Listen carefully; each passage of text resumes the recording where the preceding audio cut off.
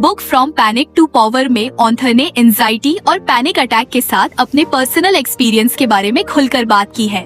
वह अपने panic attack के साथ होने वाले इंटेंस फियर और फिजिकल मैनिफेस्टेशंस को क्लियर बताती है और बताती है कि कैसे इन घटनाओं ने उनके रोज के जीवन को इफेक्ट किया। बाइसेट स्ट्रेसफुल सिचुएशंस के लिए जनरल फीडबैक के लिए एंजाइटी के कंसेप्ट को क्लियर करती है, लेकिन वार्निंग देती है कि जब यह बहुत ज्यादा और अनकंट्रोल लेवल तक बढ़ जाती है तो यह पैनिक अटैक और अदर डिसेबल्ड करने वाली सिचुएशन को पैदा करती है।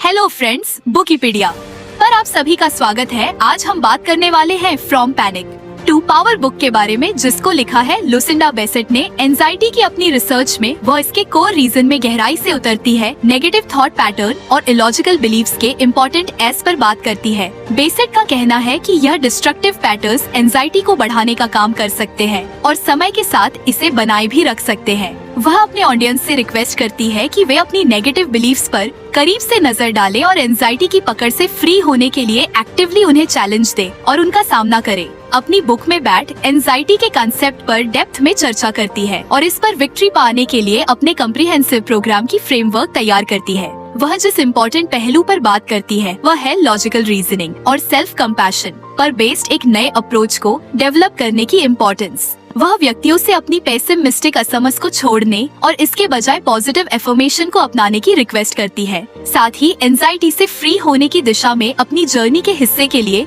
सेल्फ केयर प्रैक्टिसेस और रिलैक्सेशन टेक्निक्स को अपनाने के लिए कहती है। बाइसेट फियरलेस थिंकिंग को अपनाने के आइडिया पर भी इन डेप्थ चर्चा करती है, जिसमें डर का सीधे सामना करना और उन्हें मोर ऑप्टिमिस्टिक अप्रोच में बदलना शामिल है। वह व्यक्तियों को अपनी डेली रूटीन में सोचने के इन नए तरीकों को इंटीग्रेट करने में सहायता करने के लिए एक्शनेबल सजेशन और टेक्निक प्रोवाइड करती है। फ्रॉम पैनिक टू पावर के अगले पार्ट में बेसेट ने स्ट्रेटेजी को अप्लाई करके एंजाइटी और पैनिक अटैक से निपटने के प्रैक्टिकल एस्पेक्ट्स पर चर्चा की है। इन स्ट्रेटेजी में से एक को स्टॉपिंग थॉट्स की तरह जाना जाता है, एक ऐसा मेथड जिसका उद्देश्य नेगेटिव थॉट्स के साइकिल को रोकना है।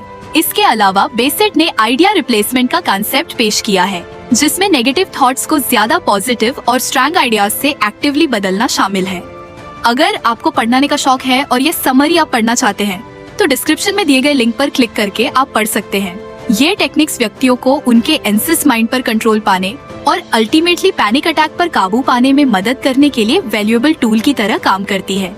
बेसेट ने एंजाइटी मैनेजमेंट के लिए लाइफस्टाइल में बदलाव लाने के इम्पोर्टेंस पर बात की है, जैसे कि लगातार फिजिकल एक्टिविटी में शामिल होना, न्यूट्रिशियस फूड अपनाना और एडिक्ट रेस्ट इंश्योर करना। वह मन और शरीर दोनों में शांति की भावना को बढ़ावा देने के लिए कंटेम्पलेटिव ब्रीथिंग और मेडिटेशन जैसे रिलैक्सेशन एक्सरसाइजेस को शामिल करने के इम्पोर्टेंस को अंडरलाइन करती है। एंजाइटी को इफेक्टिवली नेविगेट करने और कम करने में ये स्ट्रेटेजी एसेंशियल कंपोनेंट्स है। बुक में आगे बेसेट ने पैनिक अटैक पर विक्ट्री पाने की इंट्रिकेसीज पर डिटेल बात की है और एक ब्रॉड लाइन तैयार किया है। वह पैनिक अटैक के साथ होने वाली फिजिकल मैनिफेस्टेशंस की इंटेंस समझ प्रोवाइड करती है और उनसे इफेक्टिवली निपटने के लिए कई इफेक्टिव स्ट्रेटेजी प्रेजेंट करती है, जिसमें कंट्रोल ब्रीदिंग, एक्सरसाइजेस और मसल्स को आराम देने की टेक्निक्स शामिल है।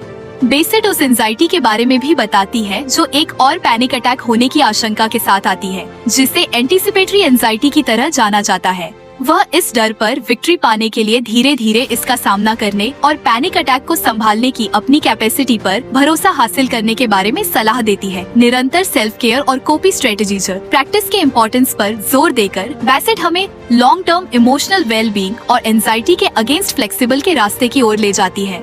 एंजाइटी के ट्रीटमेंट में मेडिसिन एंड थेरेपी के इम्पोर्टेंस पर चर्चा करने के अलावा बेसेट यह भी एक्सेप्ट करती है कि कुछ व्यक्तियों को एक्स्ट्रा हेल्प की आवश्यकता हो सकती है। इसके अलावा वह उन व्यक्तियों के मोटिवेशनल स्टोरीज प्रोवाइड करती है जिन्होंने एंजाइटी पर विक्ट्री पाने और अपने जीवन पर महारत हासिल करने के लिए उनके प्रोग्राम का सक्सेसफुली यूज किया है। जैसे माइकल की कहानी। माइकल को सीने में हल्का दर्द महसूस हुआ जो हाल ही में बहुत आम हो गया था। उसने इसे काम के टेंशन की तरह खारिज कर दिया क्योंकि वह डेडलाइंस और एक्सपेक्टेशंस के बोझ तले दबा हुआ था। लगातार बेचैनी को अनदेखा करते हुए उसने खुद को सुबह की रूटीन में झोंक दिया। मुश्किल से उस बोझ को महसूस किया जो उसे नीचे खींच रहा था। काम पर माइकल को फोकस करना मुश्किल होता जा रहा था। उसके दिमाग में इरेशनल थॉट्स उमड़ रहे थे। हर एक विचार पिछले विचार से ज्यादा डरावना था।